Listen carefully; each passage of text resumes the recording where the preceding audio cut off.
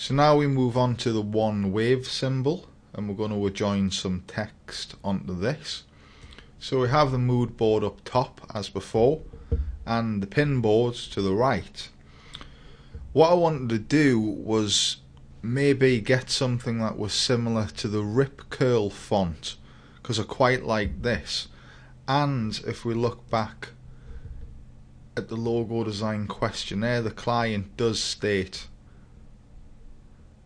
at the bottom that they like the Rip Curl logo too. So I went to dafont.com and searched a series of futuristic style fonts, and I whittled down to these three. And as before, I put the symbol alongside each. This time I'm going to put the symbol above, because this is where I feel we're going to end up with the symbol. Now the text isn't kerned at this point, but we'll just make do. We can still get a feel of how it looks.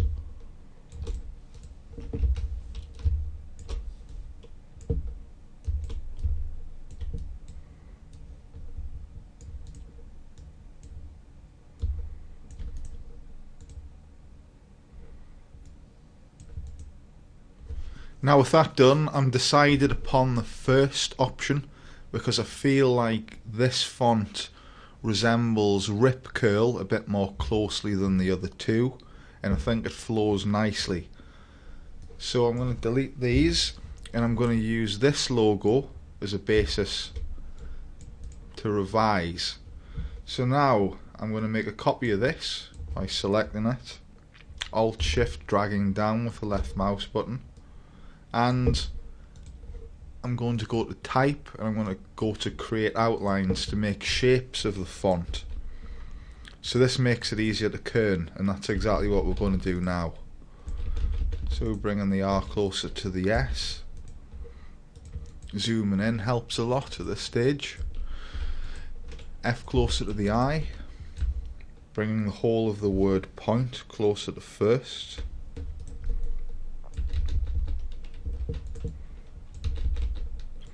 The I to the O,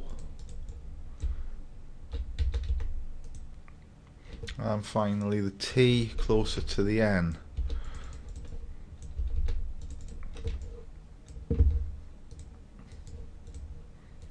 I'm going to jump right in and insert the tagline here, which is surfing, as you can see in the client's questionnaire.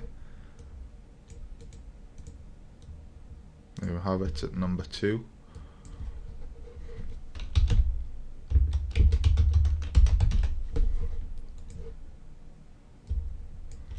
And there's a font I'm going to use which is simple, called Earthbound.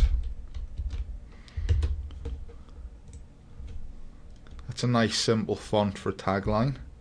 And I'm going to take it out to 1200 in the tracking in the character panel, and I'm going to press return.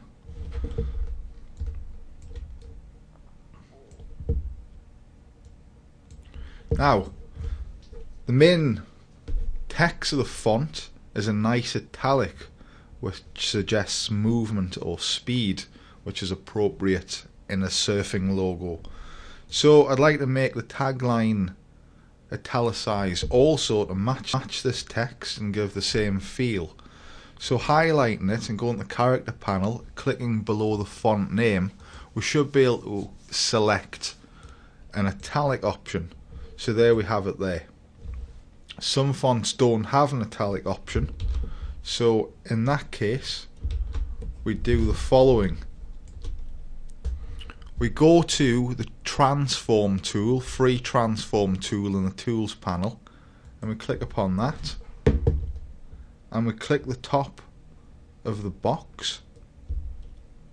Holding Control on the keyboard, we can now drag across to make any font or graphic lean to the side. So holding Shift to keep it on a horizontal axis, we can drag that while still holding Control left mouse button dragging across, and now that becomes italic. So just for the sake of making use of that, haven't done it, I'm going to use that in the design, because this is actually more italicized than the italic font. So I'm going to trace this down also, which means converting the type to shapes. The type, create outlines.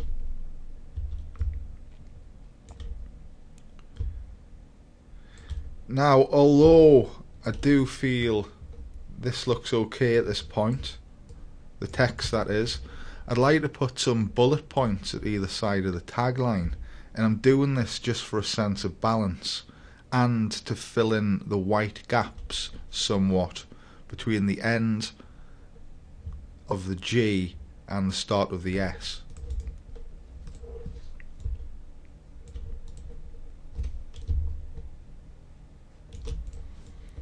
So we do that, highlight all of that, go to group and bring it down slightly. Okay, now we want to make another copy of this to refine further.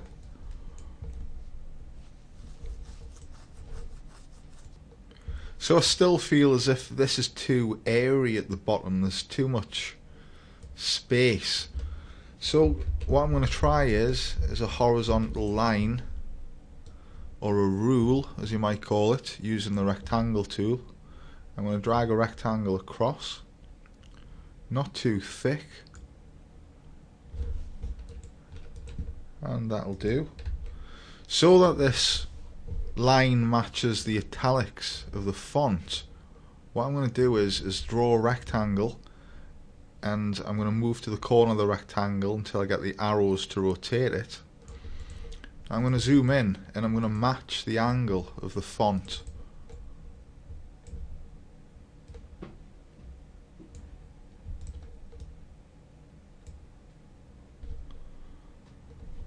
And I'm going to copy the angled rectangle across once it's matched, holding shift to keep it on the horizontal, and I'm going to put it at the end on the right hand side. So now with that selected on the right, I'm going to hold shift, click the horizontal rule. In the Pathfinder panel I'm going to go to minus front, and this will deduct the angled rectangle from the horizontal rule. Likewise, I'm going to do the same with the rectangle on the left, but I have to bring this to the front, so I go to object, arrange, bring to front. So now the angled rectangle's at the front.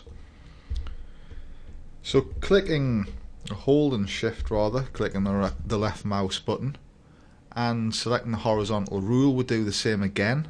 Pathfinder minus front. So there we go. And pulling out with a magnifying glass, we can review that further. I'm going to bring the tagline down,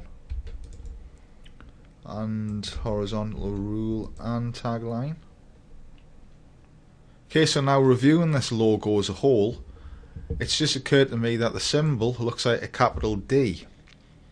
Now, it's something that should occur to me during the stages of designing the symbol, however, sometimes this happens, and it's happened in this case. So what I'm going to do is, to remedy this, I'm going to highlight the symbol, I'm going to go to the top right hand corner until the cursor changes to arrows, and I'm going to rotate it.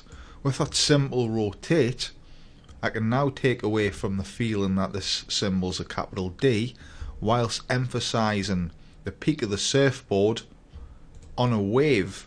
It takes away slightly from the feel of the one, which is now angled, but this is the compromise that we make. With that done, I feel as if this symbol looks right against the text.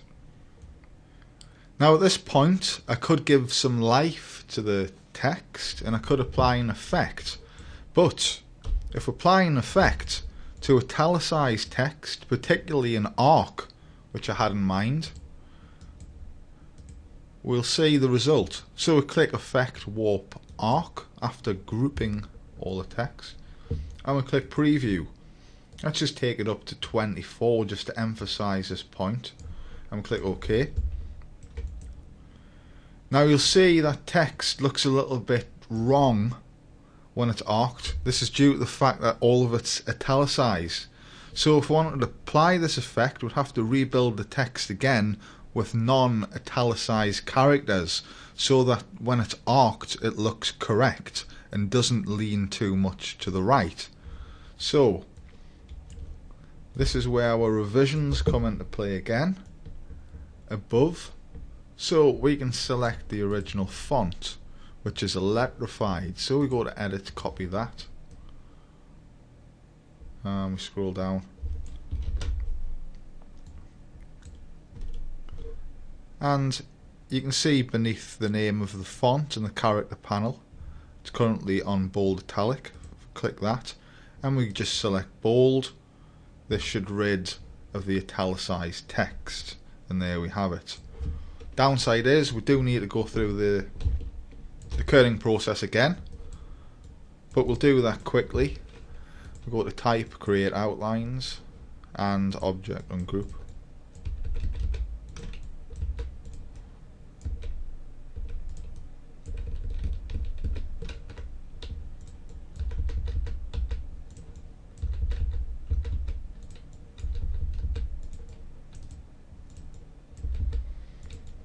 Just ensuring that each character is of equal spacing. I'm bringing the whole of the word point towards first.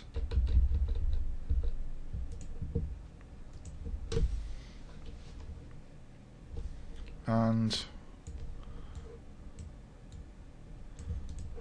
we're ready for the tagline, which is surfing, and that is in earthbound font and it's in bold, so we're going to put that there. We're also going to redraw those bullet points that were at either side.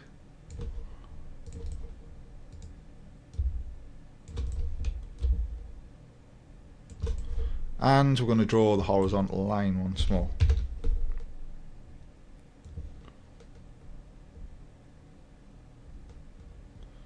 If we have Smart Guide switched on with Control and U, you'll see that will match up with the green line.